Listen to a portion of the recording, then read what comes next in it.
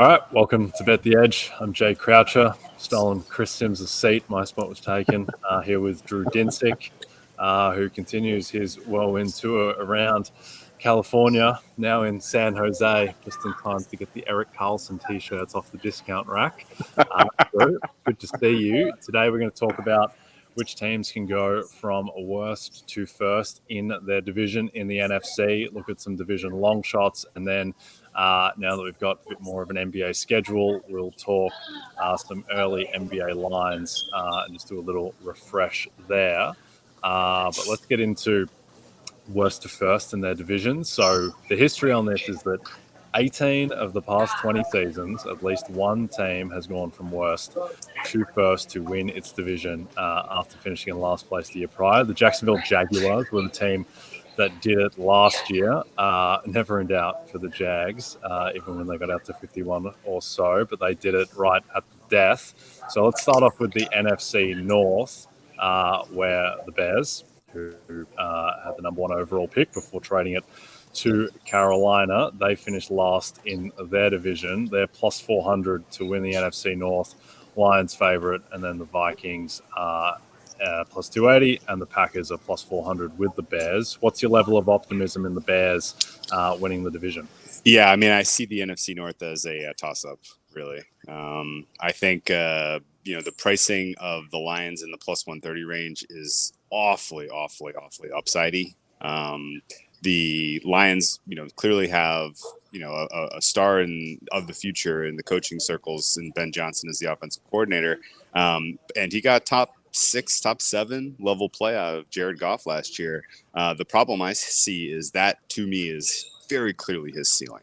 And the only, possibility is that he underperforms or at least, regresses back to sort of the Jared Goff we understand over the balance of this season. So the Lions, at least, a lot of things have to happen for you to go worst to first. You need a little bit of luck. You need injury luck, certainly. And you need, whoever is presumed to be at the top to regress for some reason. And the Lions are in that, kind of mold for me. Similarly, the Vikings and Packers definitely have huge questions. Packers have the youngest offense of any NFL team that I can remember handicapping going back 20 years. I don't think you can find a younger group of skill position players combined with a quarterback that has less of a resume in terms of taking meaningful snaps at the NFL level. So that is a huge uncertainty, and it could go poorly. We really can't say one way or the other.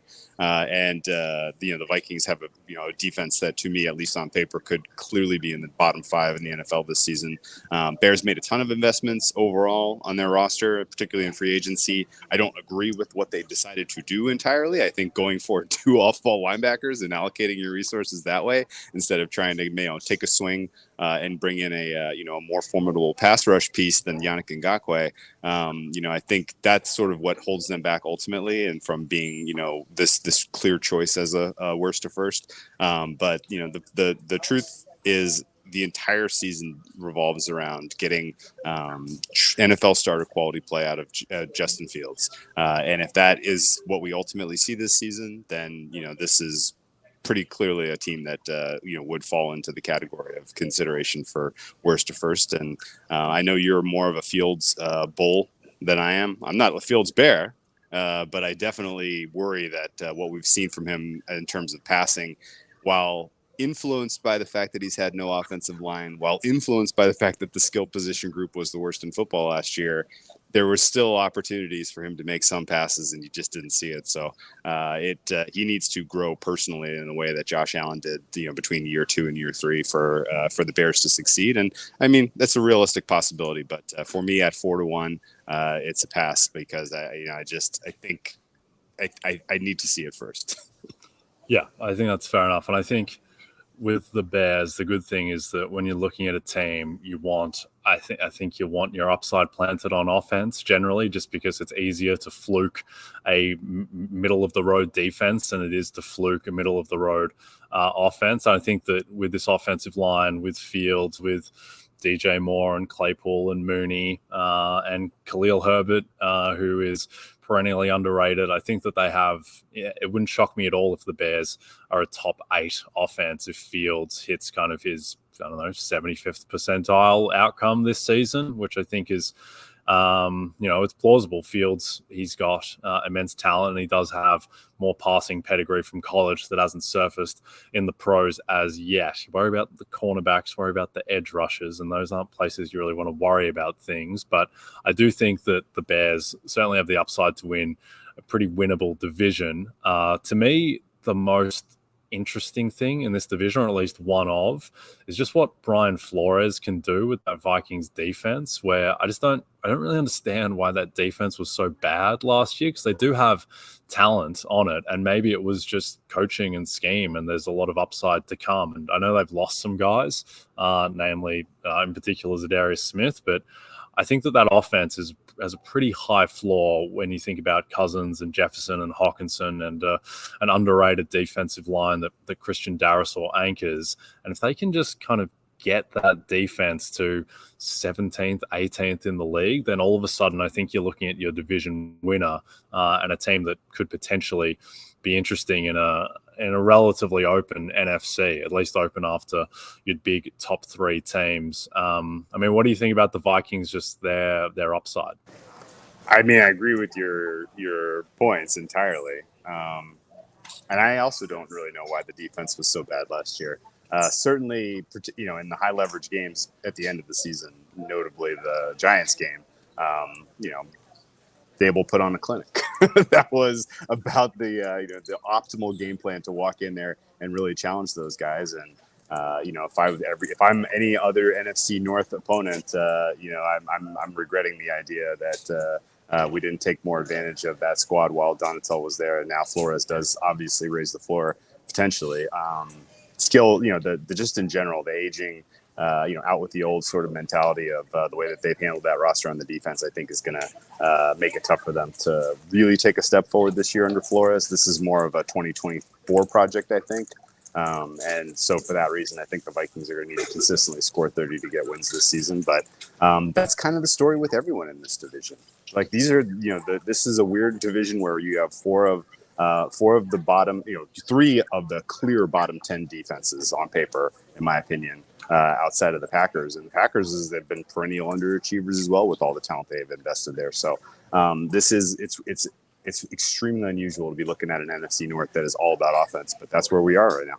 Yep, indeed. And the Vikings cornerback situation, their secondary situation in general is frightening. So I think that will limit their upside on defense at least. Let's go to the NFC South, where there's no real last place finisher in this division last year, because you had the Bucs winning the division shamefully at 8-9, and then you had three teams behind them at 7 and 10.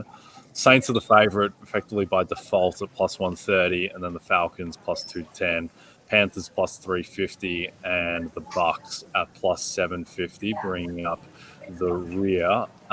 Do you think that this separation in the market between the Saints and the Falcons is warranted, or do you think they should be more tightly bunched?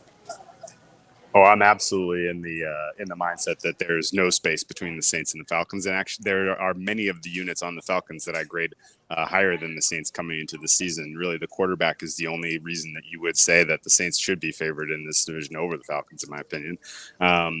So I don't mind at all swinging on Falcons to go worst to first. But like you said, it feels like it's cheating a little. There are a ton of actually useful metrics that would tell you that the worst team in the NFC South last year was the Bucs, and they won. Now they move on from Tom Brady. There are, it's a confounding roster to try to make sense of what is the vision here, what are we doing, what is the objective of this particular team. If I were in charge, I would be really, really shopping hard some of my veterans, try to get back draft capital for next year and the years beyond, because they need to go into true rebuild mode. This is a team whose ceiling, I think, is 6 or 7 wins. And that does definitely open up the door for someone who finished 7 and 10. There was a 3-way tie for 7 and 10 at the bottom of the NFC South last year. And I'm sure if you go back through time, there are other years where, this little wrinkle of trivia of worst to first was a situation like this where you had a pretty good team that was ready to pop and their schedule was easier than their opponents. And you had, the top was soft and that's allowed for someone to come through. But the Bucs aren't repeating, which means one of the 7 and 10 teams is winning. And that will ultimately satisfy the criteria here. But I'm only staked on Falcons. That's my horse that I'm, starting the season with here in the NFC South. And for me, it's mostly because I see a defense that's underrated by market. I see an offensive line that's going to give Desmond Ridder an opportunity to grow at the quarterback position. And I see a complementary running game that could be one of the best in the NFL and should be one of the best in the NFL, considering how much talent is in that backfield. So Falcons for me all the way. And I think they can win games 20-17 all throughout the season. Yeah, just Ritter's a bit scary. Ridder did not look great at the end of last season. I get that he was thrown into the fire and whatever, he's a rookie and now he has a full off season knowing more or less that he's the guy. But I don't know, it makes me uncomfortable. I'm kind of starting to believe in the Saints a little bit just because I think the defense will be good.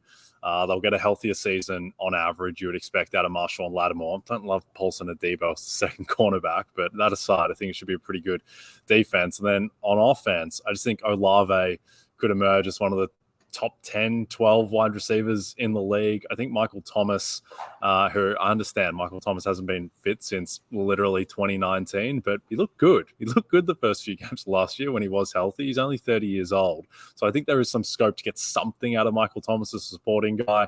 I've always enjoyed Shaheed's work. Javon Johnson, touchdown machine. I think Carr as well. Carr was really solid in 2020 and 21 and then had a down year last year. I don't know if that was potentially about the scheme. So I don't know. I just think with their schedule as well, their schedule is insane. And so is Atlanta's, to be fair. But I don't know. I wouldn't be shocked if the Saints wind up as a 2 seed. They might not even be that good, but just by default. So I'm starting to believe in the Saints a little bit, but we'll see. That organization is something of a mess, the way that the cap is managed. And I mean, looking at the veterans that they're signing this late heading into the season, that's a red flag. But I don't know. I somewhat believe in the Saints just because I believe in Carr a lot more than I believe in Desmond Ridder and Taylor Heineke. Sure. I will only kind of point out that the offensive line in New Orleans is pretty fragile. You have a couple pieces that are super untested. You have a couple pieces that are perennially injured. And that's spooky. Because Carr definitely has done his best work when he's been well protected. But your points about the the wide receiver skill position room is very strong. Didn't even mention Taysom Hill, who might be kind of a wild X factor, and especially in goal to go situations, short yardage situations, who knows? I mean, the offense should be fine. My problem with the Saints is more on the defensive side of the ball. They're paying the piper in terms of some of their decisions and how they've allocated cap over the years, and it's cost them a lot of upcoming talent. They haven't been able to re-sign their own guys, and for that reason, they have a handful of guys who are on the wrong side of the aging curve, combined with a ton of question marks. And so, they're going to have to develop that defense in order to be top 10 again this season. And yes, their schedule's easy, but just on the basis of roster turnover for that defense, I think I have to downgrade the Saints at least to equal with the Falcons, if not a hair behind them. Yeah, need Taysom Hill to go into his bag of tricks and learn how to play the left guard or backup cornerback because that is where his services are needed on the Saints. All right, before we get to the NFC East, with the NFL season quickly approaching, now is the perfect time to get your RotoWorld Fantasy Football Draft Guide. Get ready for your draft and stay one step ahead of your league during the preseason with updated player rankings, profiles, projections, mock drafts, and more. And go to NBCSports.com/draft guide and use code DRAFT2023 to save 20% at checkout. All right, NFC East. I think this is the easiest one to put a line through worst to first, given the Washington Commanders finished last in the division last year at 8-8-1. Fittingly, they do seem like a franchise that is very befitting of a 500 record, which you would think would disappear with the 17-game schedule, but the gods aligned to give them that exact 500 record. Very fittingly, they are 10-1 to win the NFC East this time around. Eagles and Cowboys, your clear favorites, and then the Giants at plus 750. Any upside for the Commanders to win the division? Not for me. And we have, this is not the easiest one The easiest one is coming up, but yeah, you're right. This is the second. This is the second easiest for sure. I think the Commanders are relatively unlikely to win the NFC East, and it's not just because of the quarterback situation. There's really questions and issues, and lots of different parts of this roster. An untested, inexperienced quarterback combined with a new offensive scheme that we're not 100% sure how they fit, combined with an offensive line that I have is bottom five, combined with it's a little bit of a dicey coach on the hot seat situation, which is never good. I would need something in the ballpark of 40-1 to back the Commanders to win the NFC East. That's about where my number is for real. The strength of the team is pretty clearly their defensive line, but there's plenty of teams that had just all-star defensive lines that congratulations, you can put away a lead. When are you ever going to have one? I mean, you're going to have one week one when you play the Cardinals. I like the Commanders week one. I haven't laid the 6 points yet, but I probably will.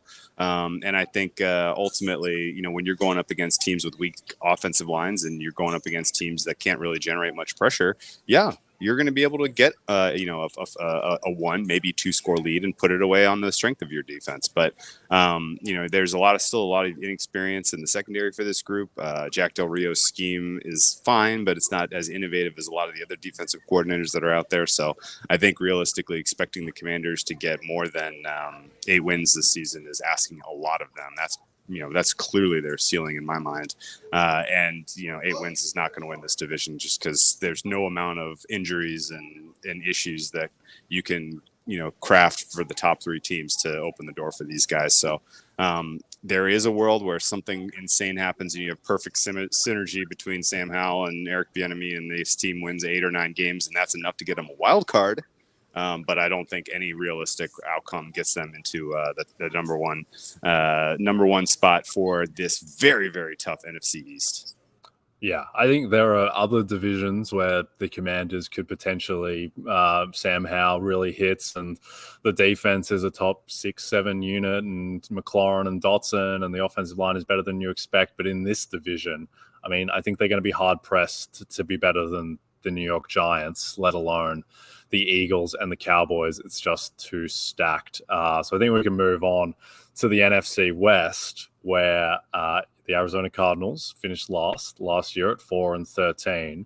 So let's construct a world where the Arizona Cardinals win the NFC West this year, because it's not like 5,000-1. Might not be far off, but what would need to happen for the Cardinals to win the division this year? Well, there's plenty of I'll give you plenty of space for the Cardinals to finish ahead of the Rams.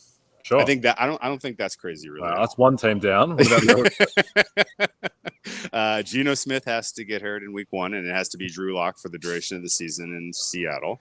And the Niners have to be down to QB5, I think, for that offense to not be able to score enough to keep ahead, to stay ahead of the Cardinals. Like I do an exercise where I just come up with a line for every game, given the current, the week 1 rosters. Biggest line I have all season is Cardinals at the Niners. I think that is the biggest separation you have between 2 teams in the NFL, and the fact that they are in the same division and play each other twice is going to create some pretty lopsided markets in those 2 games. And I think ultimately this Cardinals squad, they're not really even served winning. Right. They are acknowledging very clearly where they are right now. They're trading away. They're trading.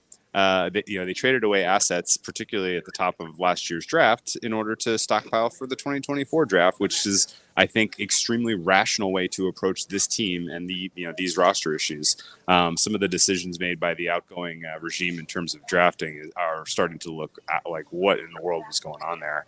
The fact that Kyler Murray is getting paid what he's getting paid, if he comes back and if he is healthy for the middle couple of months of this season, I think realistically you're only playing him in order to showcase him to try to trade him.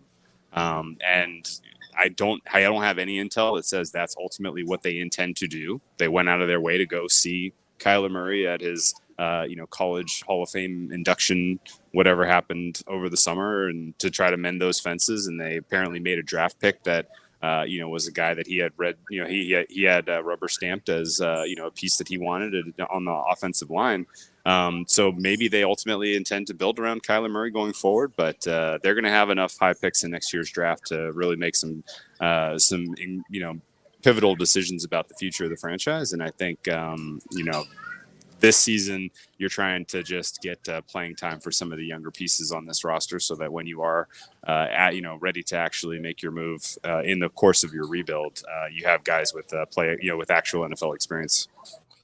Yes, and I don't know about QB5, but QB4 as well. You're looking at Phil Rivers, and so I think he might be Phil Rivers off the couch might be better than what the Cardinals are rolling out week 1 and 2. I mean, I think the Niners could lose their top 2 quarterbacks, their number 1 wide receiver, their 3 best defensive players, and they're probably still better than the Cardinals, I think. I don't know. Kyler Murray comes back, get a little bit of upside, but it's just very hard to construct a way where they would ever win the division. It would have to be a Bucs NFC South situation last year where 8-9 takes it, I think, or 9-8, that kind of range. It's just hard to see how things go so direly wrong for San Francisco that they could possibly be worse than Arizona. I think there are worlds within somewhat the realm of possibility where Arizona could finish ahead of Seattle, just because Geno Smith just might not be that good.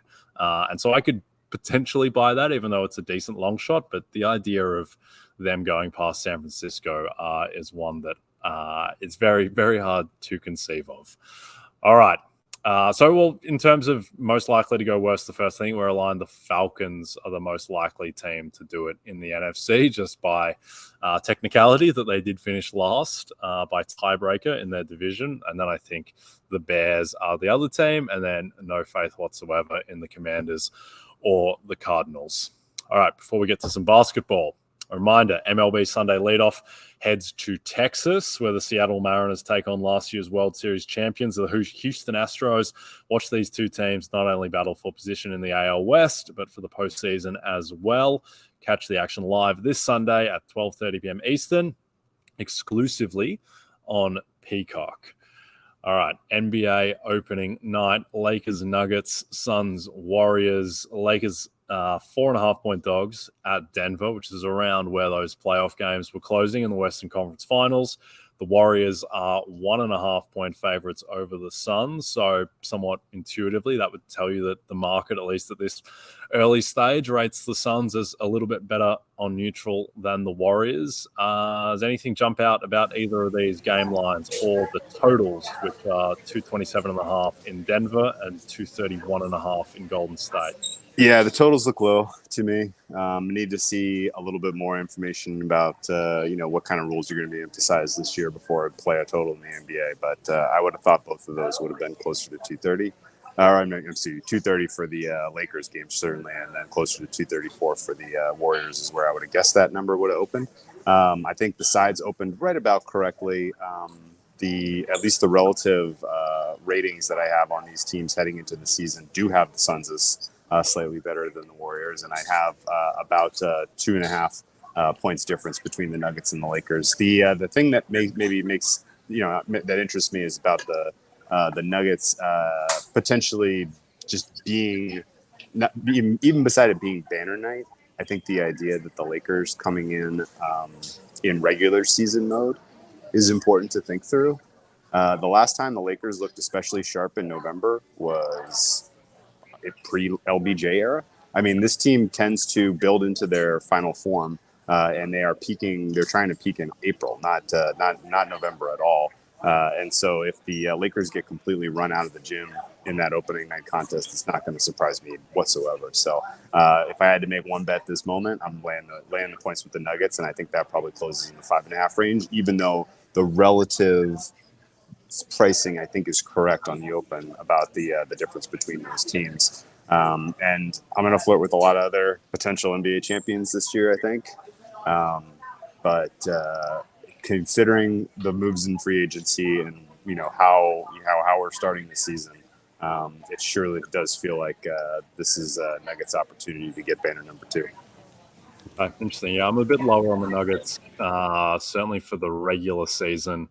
I think their win total is just too high. Right now it's 54.5, which seems a few wins too high. Last year they were 53-29 with pretty much perfect health. I know Murray was coming off the ACL and didn't start the season that well, but I mean, they didn't lose any of their guys for sustained periods of time. Just by their point differential, they were a 49-win team last year, and the fact that they lose Bruce Brown, and now you're really depending on guys like Peyton Watson and Christian Brown to be good and useful straight away. And for the regular season as well, I mean, this team showed the last 6 weeks of the season that they're perfectly willing to check out if they need to. Jokic can go into, his rim protection in that famous Spurs game where he's a player where if his effort isn't there on defense, it looks comically bad. And I just think that coming off the title after everything that meant, and now just having a lot less depth, I don't think this team is any sort of lock to get to 50, 51 wins, let alone the 55 that you'd need to clear this win total. So that's my favorite win total on the board is the Nuggets under. I still think that they are thereabouts the best team in the West. Just irrespective of odds, I would take the Suns head-to-head against the Nuggets. I just think that just with their depth, I just think they have enough lottery tickets between guys like Okogie and Watanabe and Eric Gordon and Keita Bates-Diop. I think there's enough guys there who can hit to give them, in addition to obviously Durant, Beal, Booker, and Ayton, to find 3 more guys to complement that group. Also, don't think Ayton is done, which he was playing like he was at the end of last season. I just think between just the new context, between Monty Williams not being there anymore, that he can get back to being, the max level of player that he was pretty much accepted as coming off the finals against the Bucks and that run. I also think Beal is somewhat underrated now because he's just so lambasted because of the contract. Like Bradley Beal's a very good top 30 player in the NBA, I think. And so, yeah, I think the Suns as well, the idea that, it's not a perfect fit and these skill sets are somewhat reductive. I just think the fact that they can all shoot just renders that less important. And yeah, maybe the passing isn't as good as you would like it, but the goal of offense is not to pass the ball well. It's just to score, and passing is a mechanism that helps you get there. But if you have isolation scorers who get you to the same result, then I'm not sure it really matters that much. So I think the Suns are loaded, and I wouldn't be super interested in getting involved at their current price. But I would take them head-to-head over the Nuggets. But what do you make of the outright market in the West? So I'm obviously not all the way there with my preseason work here for the NBA. So I have a lot to do still to get, fares heading into this season. But I'm not really interested in playing Nuggets season win total under because they still have the one thing that you can't, health – you can't take away the fact that they play at altitude, and particularly to start this season when you have a squad like the Lakers who has some older players, maybe not in game shape yet, heading up to altitude. I think that the Nuggets are going to have enough of an advantage early in the season here to get out to a reasonable lead in the West, and that price is going to get shorter now. Do they go into kind of the doldrums of February and March and look lost? Entirely possible. That happened last year, and this team was very hungry for a championship. So, I think that's probably when you would start to see some price action where the Suns start to come in. Maybe the Warriors come in. Maybe the Grizzlies come in. Maybe the Lakers come in. I mean, it's going to be a pretty fun Western Conference again this year. And I don't have like warning signs flashing that age is all of a sudden going to come for Kevin Durant or that the fit isn't going to work in Phoenix, but I am scarred by how easy Denver made it look against Phoenix in the playoffs last year. And I know it's not the same teams, but I don't exactly know how you solve Jokic in a playoff setting if you're the Suns.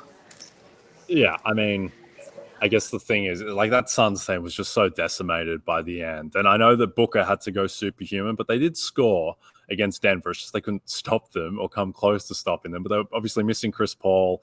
You're basically replacing, in terms of that series, you're replacing like Campaign with Bradley Beal.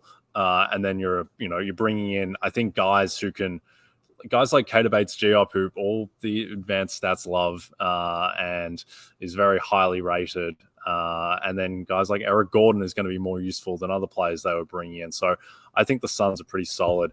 In terms of just the West, the only bet that I would make at current prices in the market to win the West would be the Grizzlies at 14-1. I don't understand why people don't respect the Grizzlies. All they've done the past 2 years, everything has gone wrong the past 2 years for the Grizzlies. Morant missed 26 games 2 years ago and they got the 2 seed.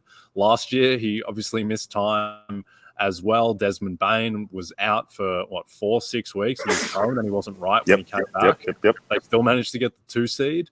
They're young, and guys like Jaren Jackson and Desmond Bain and Ja Morant all have scope to get better. They add Marcus Smart, which helps. They've lost a little bit of depth, and Steven Adams, his situation with his knee is a little bit concerning. But to me, there's just no way that the Grizzlies should be a longer price than the Mavericks to win the West. Yeah, that's truly insane. I'm not sure they could even be a longer price than the Warriors to win the West, or that much longer than teams like the Lakers. I would say that the Grizzlies should be shorter than the Clippers as well. Yes. Right now, the Grizzlies are the 7th favorite to win the West. To me, that's crazy. I think they should be the 3rd favorite, at least right there with the Lakers for 3rd. So they're the team that I'd be most interested in. And then, we've spoken about it a lot, but in terms of winning the title, where the Grizzlies are 25-1 there. That's no good. You want to bet them to win the West at 14-1 instead. And in terms of the title, we've spoken about it, but the Celtics are plus 500. Even with the Kristaps stuff, the East is so decimated now that with the Harden situation, I don't see how the Sixers are going to be better than last year, and they were already very flawed and came in as a massive underdog to beat Boston, albeit with the Embiid caveat of his health. The East is just, unless Lillard gets to Miami, and even then I think the Heat are worse than the Celtics because they've got no depth whatsoever. Outside of Celtics and Bucks, there's just nothing there. I mean, the Cavs, I just don't think the Cavs have the upside unless Mobley turns into a top 10 player in the NBA.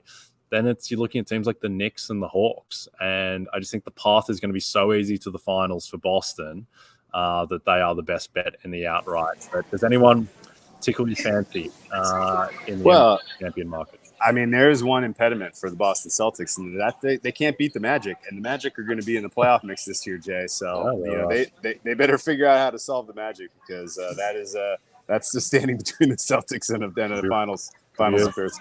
Does feel like a 6-game round 1 series, Boston, Orlando. As I sweat through all my Boston tickets, just thinking, is there any way that Franz Wagner could end this very quickly for me? Yeah, all your points were fair. I'm excited to talk about basketball. I can't wait for the season. I really like the 2 games they picked for opening night. When I saw that come across the news, I was like immediately fired up. And I thought your breakdown was totally fair. It feels like the market is pricing Clippers like James Harden's already there. Feels like the market's pricing the Heat like Dame Lillard's already there. Maybe they will be before we actually get to the start of the season. But there's a couple of prices that have my head. I'm scratching my head just considering the work I've done so far. Yeah, I think the Clippers, I think I'm going to be higher than most on the Clippers if they get Harden because so many people are going to be fading the health situation there, just thinking Harden after his past year and how nicked up he's been in both playoffs, really. And then Paul George obviously gets these freak injuries every year. And then Kawhi, the biggest question of all of them. And I would say that, I'm not sure the Lakers are that much of a bet to be healthier than the Clippers come playoff time, given what LeBron and AD have been through. And LeBron's a lot older than all the Clippers guys. But anyway, we can talk about the Clippers if they make that move. For now, we are done. Don't forget to check out NBCSports.com for more information to help you with your wagers. Thanks for those watching on the NBC Sports YouTube channel. Please rate and subscribe if you're listening to us in podcast form. And a reminder to find all your favorite NBC Sports shows on Amazon Music. Just head to amazon.com/NBC Sports. From Jay Croucher and Drew Dinsick, we'll see you next week.